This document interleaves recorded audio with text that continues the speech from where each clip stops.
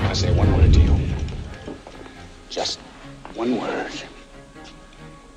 Yes, sir. Are you listening? Yes, I am. Plastics. Career advice.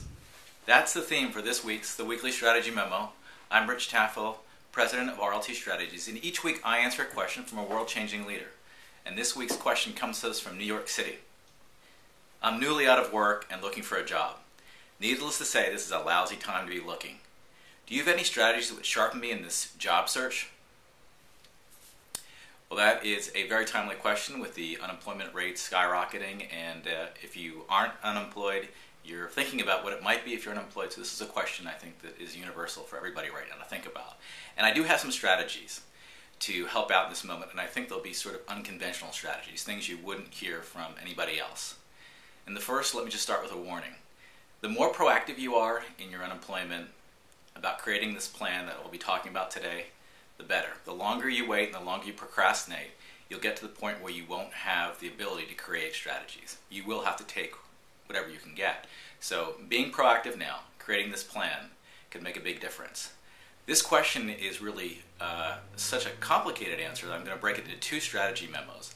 This week I'm going to focus on how you can prepare yourself. Next week, how you could prepare your resume and your job hunt itself.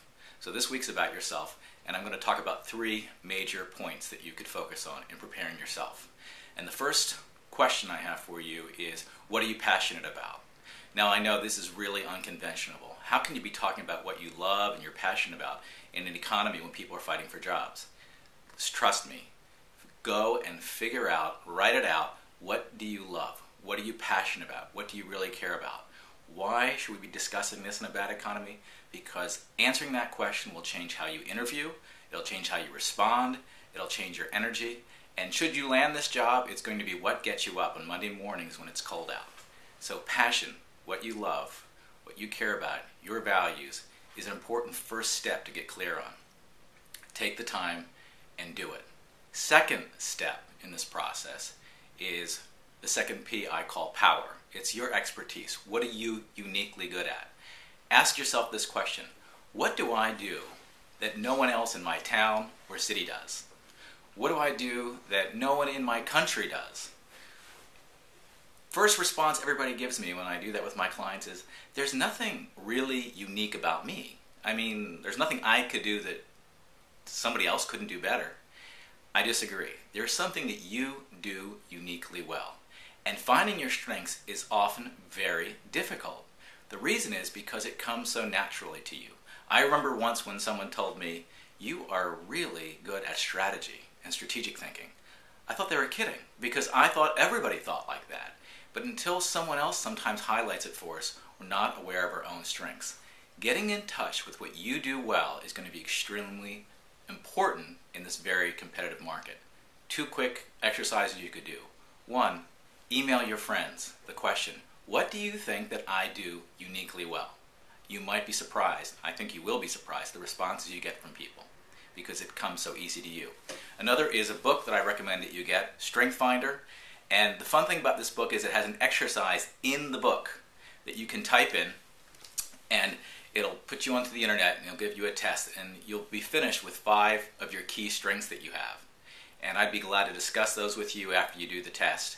I've done it with all my clients, and I've recorded all of their strengths, and you could compare it to other people as well. But finding what you do uniquely well is the second important thing to do. Okay, the third thing is purpose. Add up what you're passionate about to what you're uniquely good at. The second step, almost like a math equation, and you'll get purpose. These 2 things, what you love and what you're uniquely good at, will give you a unique market edge in the field. I call it your purpose. Write a purpose statement.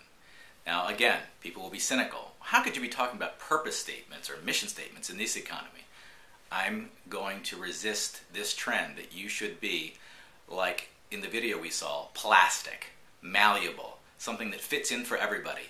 I'm going to argue that you need to be unique in the market, you need to stand out in this market, and that dollars flow from this unique market edge that you have for yourself. Preparing yourself this way will make you stand out from the crowd as you prepare for your job search. Next week, the strategies of actually going out and doing that search.